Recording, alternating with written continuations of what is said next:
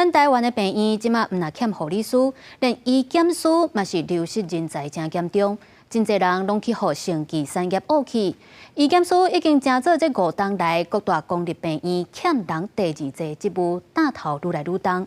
台湾医疗工会联合会就呼吁，爱修改医疗机构的设置标准，重新来检视人力的需求。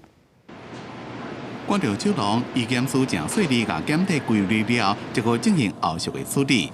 在新冠肺炎期间，面对着这么多检体超量负荷。疫情了，真侪人拢正忝，想要换头路。再加上生技产业怎啊发展甲正好，也有一寡医检师互人用关心税救去，人力继续流失，互真侪一个留伫咧医疗院所的医检师负担是愈来愈大。被问了一句话，就是这份报告什么时候会出来？留下的人就只能被迫加班，一直加班，同时过劳，恶性循环没有改善。医师检验产业工会指出。医检师业务是会看、健检、病房甲问急诊。即卖人力配置是用病房来做基准，需求比价高，应该改由检验处方单来做评估的标准。台湾医疗工会讲，伫即卖人力设置的标准已经甲现主席的情形完全拢无符合，这就是关系到急动增加，呼吸治疗师要共款的情形。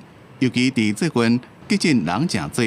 呼吸治疗师定来就要拍药剂，四季支援。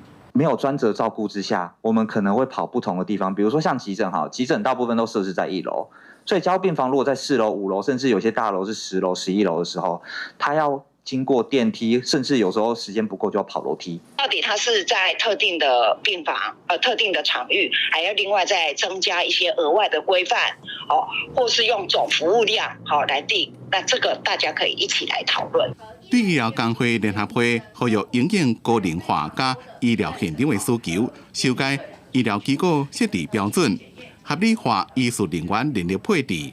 卫生部医事司回应讲，将会一个计划机制，透过病院评鉴加第一线医护人员来讨论人力的需求，依照无同的情形采取应对措施。